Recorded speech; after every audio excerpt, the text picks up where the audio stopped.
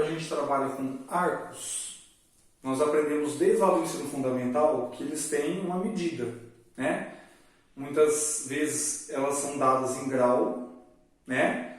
Ou em radiano, certo? Qual é a diferença de uma para outra? Né? Essa é a primeira pergunta. E qual é a relação que o raio da circunferência, né, de uma circunferência qualquer, tem com o ângulo central e com o arco correspondente a esse ângulo? Então, primeira pergunta, nós vamos responder essa. Então, você tem aqui um ângulo, que eu vou chamar ele de ângulo θ, certo? Perceba que esse θ, a medida dele é dada em grau ou em radiano, porque ele é um ângulo, né? E aí, a gente tem aqui um arco, certo? Que eu vou chamar a medida desse arco aqui de um certo L, que ele vai de um ponto A até um ponto B, né? E aqui também a gente tem o raio, que eu vou chamar de R minúsculo, certo? Quem que é o raio? Olha, o raio é o segmento de reta que vai do centro da circunferência até um ponto dela, né? Então, qual é a relação que o raio tem com o comprimento desse arco aqui com a medida desse ângulo? Perceba que o L, a medida dele, como é comprimento de arco, ele é dado em centímetros, em metros, em quilômetros, tá? O ângulo é dado em grau ou em radiano, tá? Isso é muito importante você saber, porque às vezes no exercício é falado essas informações e aí você já sabe do que se trata, né? Então, a gente tem o seguinte, o L, que é o comprimento desse arco, ele é R vezes o θ. Ou seja, isso significa falar que o L é proporcional ao θ e a constante de proporcionalidade é o R, né? Também da mesma forma você pode falar o seguinte, que o θ, né, ó, o θ é o L dividido pelo raio, certo? Então, tanto faz como você fala isso, né? O importante é que você saiba essa relação. Então, no exercício lá, foi dado para você o θ e foi dado o raio. Como que você calcula o L? Você multiplica um pelo outro, né? Se foi dado para você o L e foi dado o raio, como você acha o θ? Você divide um pelo outro, tá? Então, essa relação é muito importante para a gente usar em vários exercícios, né? Se vocês pesquisarem, depois a gente até pode fazer um exemplo, tem vários exercícios. Lá da praça circular, que a pessoa vê uma outra aqui correndo a um ângulo de 60 graus, né? E aí ela se encontra aqui a 5 metros. Qual é a distância do percurso que essa pessoa aqui fez, né? Então você usa esse tipo de fórmula aqui para calcular. Agora, o que é o que a gente chama de ciclo trigonométrico, né? Essa é a pergunta. O que a gente chama de ciclo trigonométrico? Ciclo trigonométrico nada mais é que a circunferência com um raio unitário, né? Isso tem que ficar bem claro. Então aqui, se o raio é unitário, a gente tem aqui, ó, esse ponto é o ponto 1, 0, né? No plano cartesiano, ó, esse ponto aqui é 1, 0. Esse ponto aqui é o 0, 1, ou seja, 0 para x, 1 para y. Esse ponto aqui é o ponto menos 1, 0. E esse ponto aqui é o ponto chamado de 0 para x, menos 1 para y. Esses pontos são chamados vértices do ciclo trigonométrico, né? Outra coisa que a gente coloca no plano cartesiano é um outro nome para os eixos.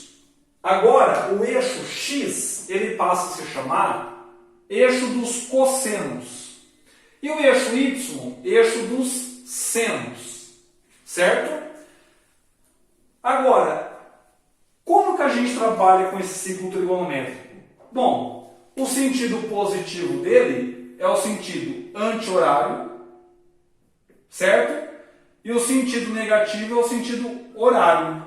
Ou seja, como funciona isso? A gente estabelece aqui 0 grau, né? Então a gente tem aqui, ó, 0 grau. Se a gente anda aqui, a gente andou 90 graus. Se a gente andou para cá, a gente andou menos 90, né? Meia volta, a gente andou 180 graus. 3/4 da volta, 270 graus. E coincidido com zero aqui, congruente ao zero, o 360 graus. Ou seja, o ciclo trigonométrico termina no mesmo ponto em que ele começa. Tá? O ponto de começo e o ponto final é o mesmo ponto. São congruentes. Certo? Agora, dado qualquer ponto do ciclo trigonométrico, nós temos uma coordenada para ele. Igual esses pontos têm essas coordenadas. Certo? A coordenada aqui, que eu vou chamar do ponto P, ela é dada pela coordenada x, y. Ou seja, cosseno e o seno.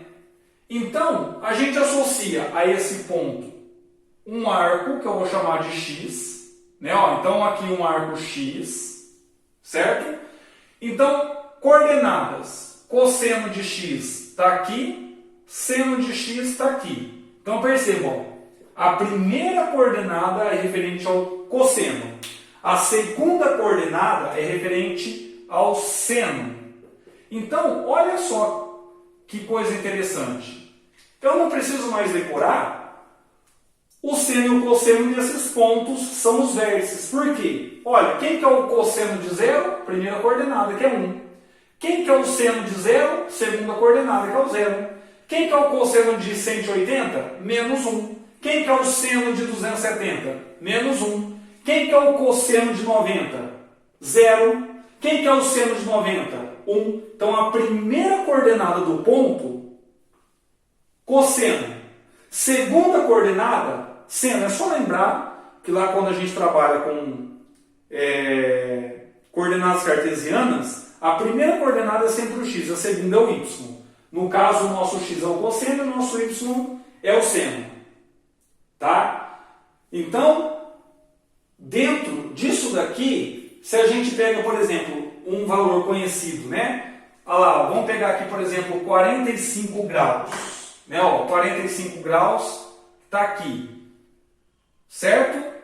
Então, esse ponto tem coordenadas raiz de 2 sobre 2, que é o cosseno de 45, e raiz de 2 sobre 2, que é o seno de 45. Né? Se a gente pega o 30 graus, o que a gente vai ter? Cosseno de 30 vai ser raiz de 3 sobre 2, o seno de 30, meio, e assim por diante.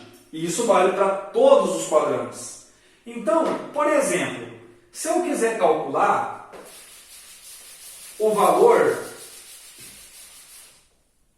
do cosseno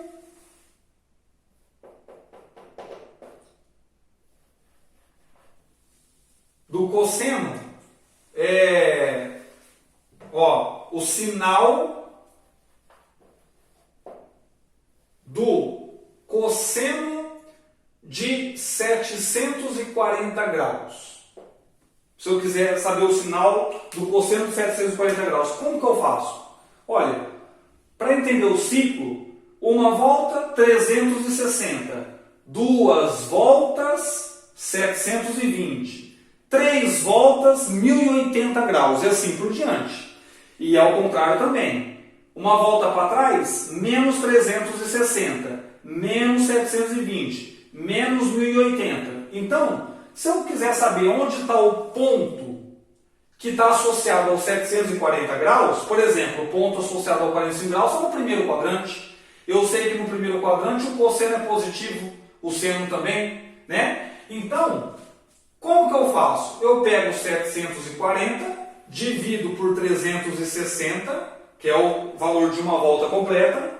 Isso vai dar 2 e vai sobrar quanto? 20 graus, né? Então, quer dizer, o meu 740 graus foi escrito como 2 vezes 360 mais 20 graus. Isso quer dizer o seguinte, ó. Isso daqui significa uma volta completa, né? Então, ó, uma volta, ou seja, eu dei 2 voltas completas, então 2 voltas completas e andei mais 20 graus. Ou seja, 360, 720, certo? 740, então tem que andar 20 graus para cima. Isso significa, né, que o 740 ele é um arco congruente ao 20 graus. Ou seja, o ponto que está relacionado com 740 é o mesmo que está relacionado ao 20. E onde está esse ponto? No primeiro quadrante. Porque o primeiro quadrante vai de 0 a 90. Então, no primeiro quadrante, o cosseno é positivo. Certo? Então, portanto, qual é a resposta? O cosseno de 740 graus é positivo. Tá? Então é assim que a gente analisa. Olha, e não precisa ficar decorando esse negócio de sinal, né? Todo mundo aqui já aprendeu a usar o plano cartesiano. No segundo quadrante, o cosseno é negativo porque está para trás do zero. O seno é positivo porque está para cima do zero. No terceiro quadrante, o cosseno é negativo e o seno é negativo. No quarto quadrante, o cosseno é positivo e o seno é negativo. Né? O único quadrante onde os dois são positivos, primeiro. O único quadrante onde os dois são negativos, terceiro. Tá?